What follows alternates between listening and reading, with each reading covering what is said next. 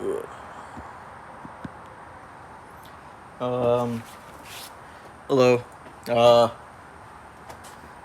Making a video. I don't know if other people struggle with this, or there's plenty of videos everywhere, but I decided I'd make one just because this is my experience. But I have a 99 BMW r1200c, and we're changing the HES sensor, and that controls timing, whatever.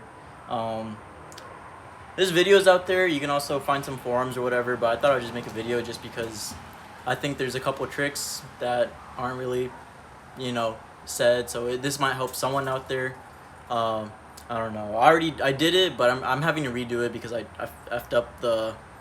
just effed it up somehow. So I'm just gonna get right into it. I don't know what all you can see in here. It's kind of getting dark outside, and my garage is really messy. But I doubt really anyone's gonna see this. Just briefly, I'll show you where the HES sensor is. If you look, so this is the front of the bike. All right. Ignore all of this mess, please. But I went ahead, already took off the front cover.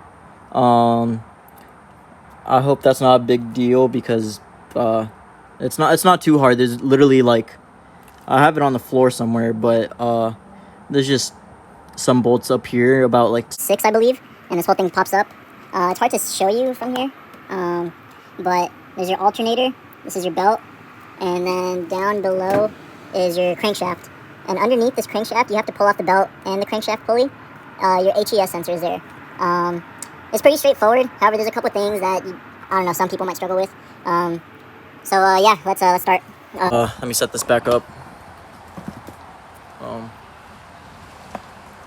I'm just gonna wheel it out real quick just so I have space to work with.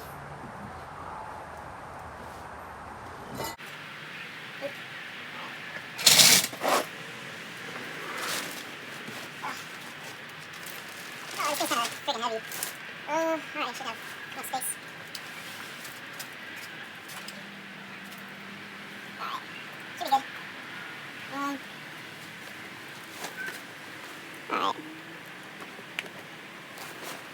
I'm gonna just set this down here so that it's easier to see. Okay. So, right now, I already took off the front cover. Before you do anything, you have to take off the gas tank. I'm just picking my phone up. You gotta take off the gas tank. You're gonna have to drain all your gas out into something. This is the only annoying part. My seat's already off. I haven't really secured it. But take off the gas tank, drain out the fuel, and then disconnect the battery.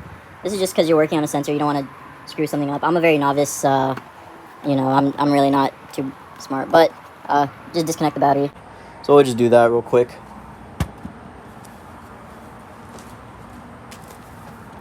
And your fuel line should be on the, I don't know, I think each variant of the, these are called oil head bikes. Anyways, your fuel line should be on the right side. Previous owner, I don't know, these are already zip tied together, but you have your 2 fuel lines right here. And just go ahead and undo those and let it drain.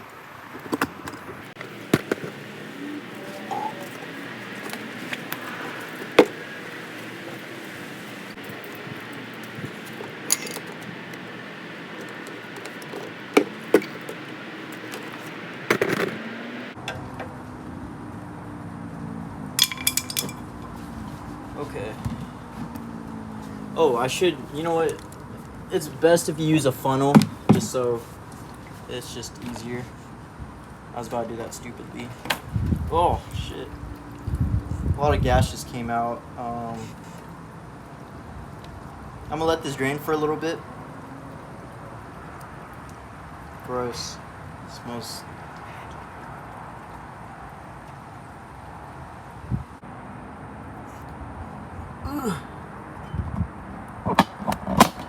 Alright. This might take a while. I don't really... I mean, I guess I could pull it up. I could put a paper towel in there, but just wait for it to drain. I'm just holding this in between my legs. I will update once this is all done. Also, you want to take off the gas tank to remove the screws. I'm doing this later in the evening, so it's hard to see, but it's very hard to miss. I have these fairings. You just unbolt one of the fairings so that way you have access. You got a hole right here, one on the other side. It's just a Allen key bolt. I forget the size. All right, real quick, when doing this, so I just pulled it off. There's these little notches right here. That's where it comes off. But you have a sensor right here. I can't really point at it because I'm using my left hand. But right there, this black sensor right here, unplug that. You'll have some 2 gas lines here. Those are your out fuel lines. Those don't connect to anything. That's just for like air to vent in, or I don't know the correct term, but yeah, so just unplug that. Real quickly, we're just gonna disconnect the battery and then we'll hop straight into it.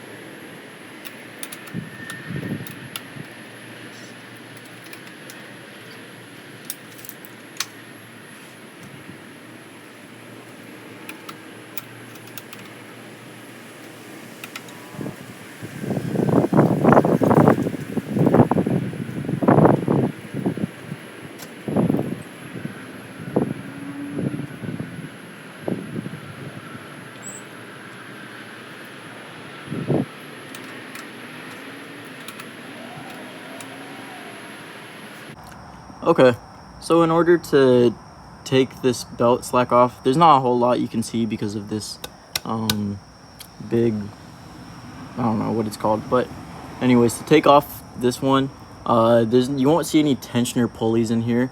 You'll just undo the top one. There's one off to the left and one off to the right. Top one just holds the alternator up, and the left one, well, I don't know how they both, but it'll loosen the tension, so we'll just go ahead and do that.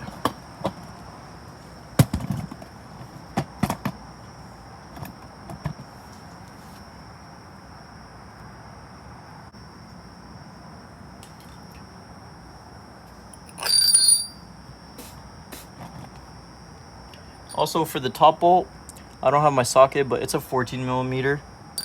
Or I'm sorry, for the side bolts, it's 14 millimeter. The top bolt is a 13 millimeter.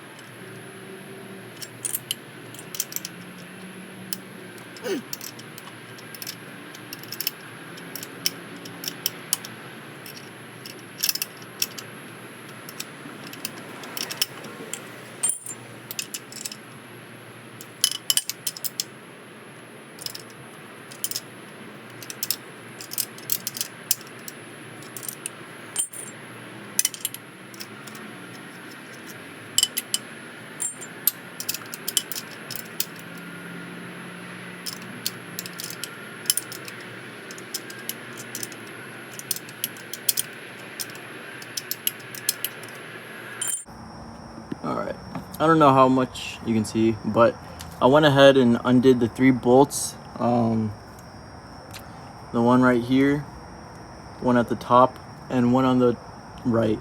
So this just undoes the slack on the alternator, and that way your belt can come off with ease. I just pulled it off right now because I didn't think that was that important. But now we're just going to get rid of the center crankshaft. Okay. So in order to get this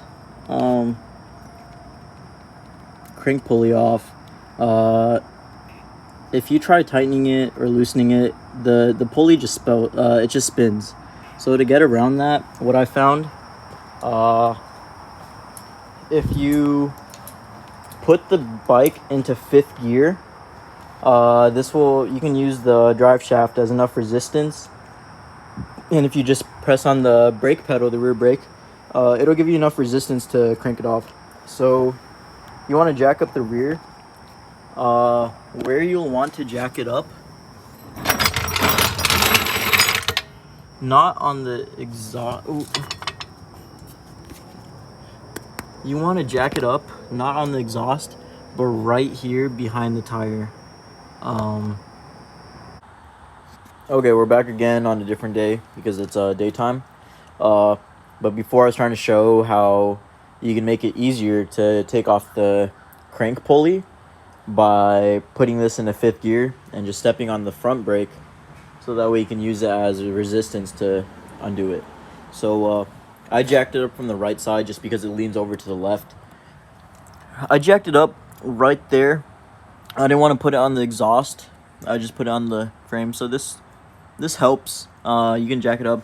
This just keeps it so that the wheel is off the ground, and that way the way you can put it into gear. I'm doing this with one hand, but your clutch is right there, or this is your clutch. You got your lever, but at the same time you'll hold the clutch in, and while you're trying to clutch it, you'll only notice that you can go up to maybe second gear, which is why you have to jack it up and roll the wheel. That way it'll let you go through all the gears, because otherwise if it's just sitting down, it won't jack, or it won't go into the other gears. But anyways, I did that off camera, and then I took off the pulley. The pieces that you'll see that come off, there's this one, which this only fits in a certain orientation. It's pretty easy to see what it is. I mean, there's literally a notch on here. Oop, I'm not doing a good job. There's literally a notch like right there. There's a notch on here. Just line it up. That comes off. And now you have the HES sensor. You want to, I already took it off before and I'm redoing it, but you want to mark where it was previously sitting, because that's where you want to tighten it to. So we'll just go ahead and do that.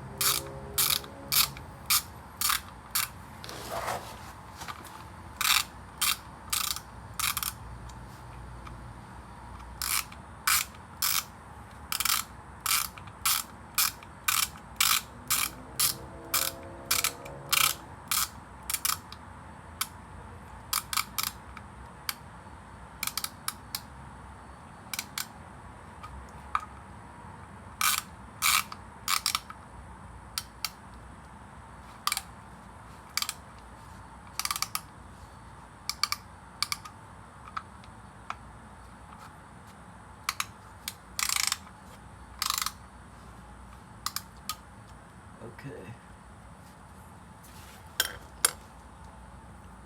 Now that that's on,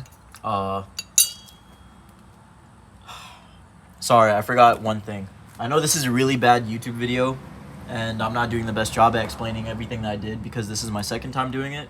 But when you're doing this, there's 3 screws. There's one right here, second one, and then there's a third one that you bolt down.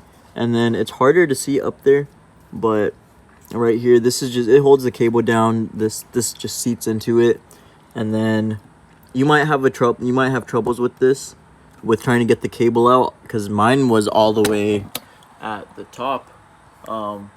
You have to undo, depending on what type of bike you have, you're trying to have to jimmy around and try and find your sensor. But this might help you if you know, earlier we undid the alternator, and you might be able to push that around to make space for it to come out. Yeah. But anyways, if your HES sensor was damaged, you would take it out, slap in the new one. This is already the new one. I'm just redoing it because I might have messed up the timing. I timed it down to the spec I had marked earlier.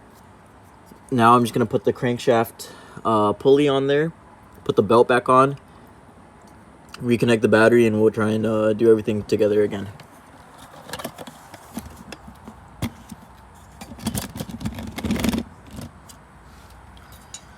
Ugh.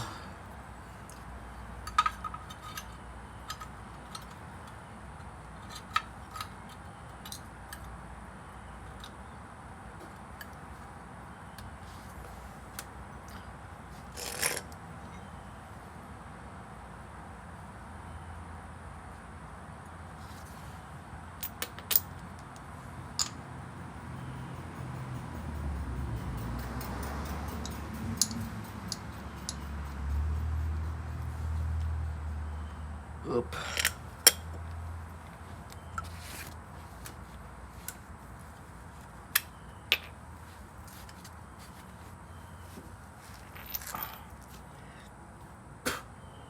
Sorry, I have only one freehand, but the socket, I believe the crankshaft socket, or the size is 16 millimeters. You can put that on, tighten it down. You want to hold the crankshaft pulley still, just so that, you know, that thing that we put in earlier doesn't, Ugh. Okay, and it's pretty tight. I'm gonna just torque it down with the torque wrench. I believe the rating is 55 Newton meters or whatever. Oh, 55 freaking pounds of 55 pounds of something. I don't know. I forget the thing, but let me just make sure. Yeah. This would help if you have two people, but I'm just gonna make it work. One. Yeah, that should be good. Alright. Here we go. Should be okay. Now we're gonna put the belt back on.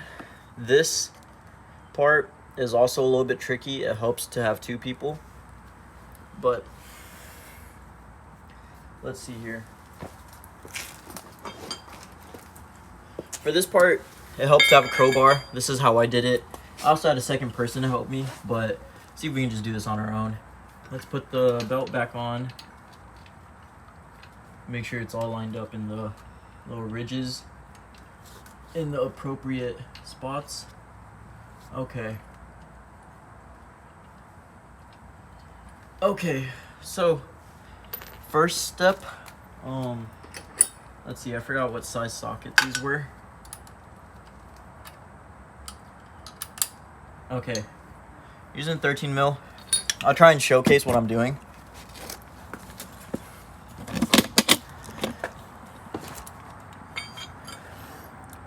In order to get this,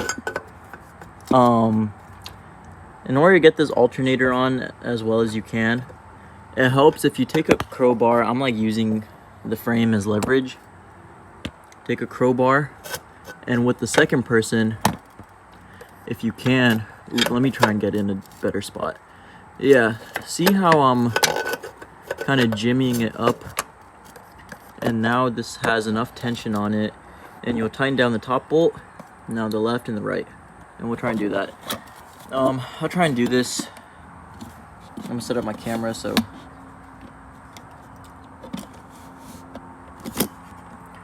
we'll see if we can put this. This is a bad angle. Hope you guys don't mind, but I don't know the exact torque rating you want to use for these, but I just do pretty damn tight because I don't want my alternator to get loose. So we'll just do that. Okay, that's pretty damn tight. Now, we're almost about done. My belt's on there, shaft is on there, the crankshaft pulley thingy, whatever. You can put the cover back on. I'm just gonna leave it just in case I didn't do anything right. Now we can reconnect the battery. Oh, actually, sorry. You want to do your ground first. Yeah, alright, my battery works. So, just double checking. I'm gonna tighten this down. And then, we're just gonna put the gas tank back on here, connect the plug, the sensor for the fuel pump, or was it the connection for the fuel pump, put it back in here, and we'll start it up. Hopefully it works. We'll see. one more thing that I forgot to leave out, or that I might have left out. I put it back into 5th gear, or it was in 5th gear. I haven't done anything to it. But you should put it back into neutral or whatever, just so that you can move it around. Otherwise, you're gonna have to jack this back up and, you know, put it back. So might as well, since it's already jacked up, I'll just show you guys how I do it. Hopefully you can see a good amount of that. Yeah, all right.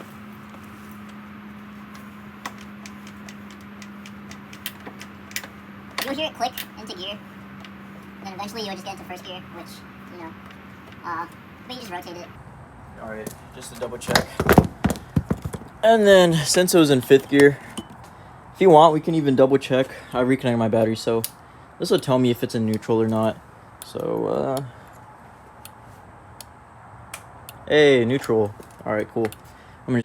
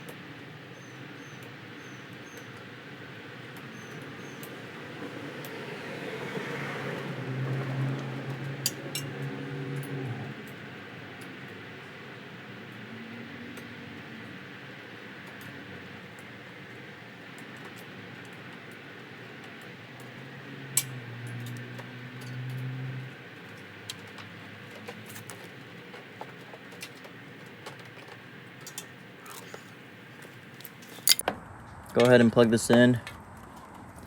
And typically with HES sensor failure, you won't even hear the full fuel pump prime. I replaced my fuel pump as well. So it was not cranking at all. A good indicator is if you hear it at least prime.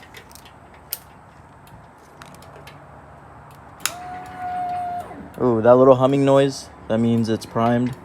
I'm gonna put fuel in it. So, give me a second.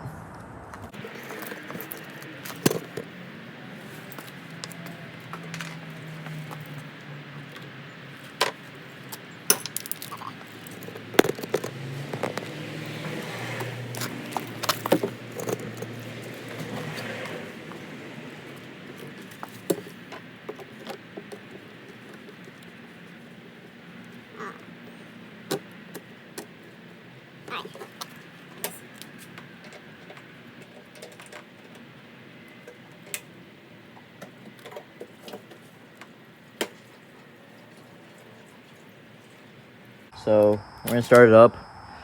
I really hope that this works, otherwise this yeah, it might take a couple tries, so we'll see.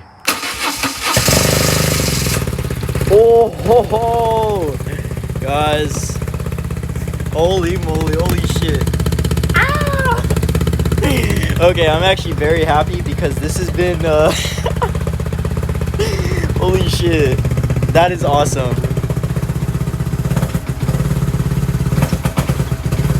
Okay, I'm gonna let it run for a little bit. I'm gonna add some more gas. Oh, sorry, I should be showing you guys what it's a little cringy, but I'll let it run for like 2 minutes just to make sure that everything is fine. And I'll just take it for a little spin. But now I'm just gonna put back the seat, put the fairing back on, and hopefully we're okay. All right. Well, there's my video, man. I'm glad that this is successful. Yeah, I don't know how good that video was, but all right. Well, there it is. This is my r1200c. Oh shit, man. Oops. Okay, it literally just fucking stopped. My fuel line came loose. I did not tighten this down all the way, so we're just gonna try it again. 1 second. Oh shit, that was a little premature. God dang it. Okay, where's my screwdriver? Oh. Well, you live and you learn, man. It's tough, but dang it, that fucking sucks. All right. We're gonna try this one more time.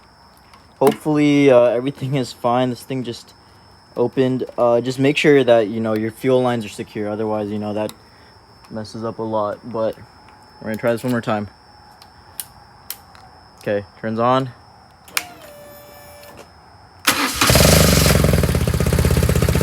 Hell yeah. All right. Well, it's my video.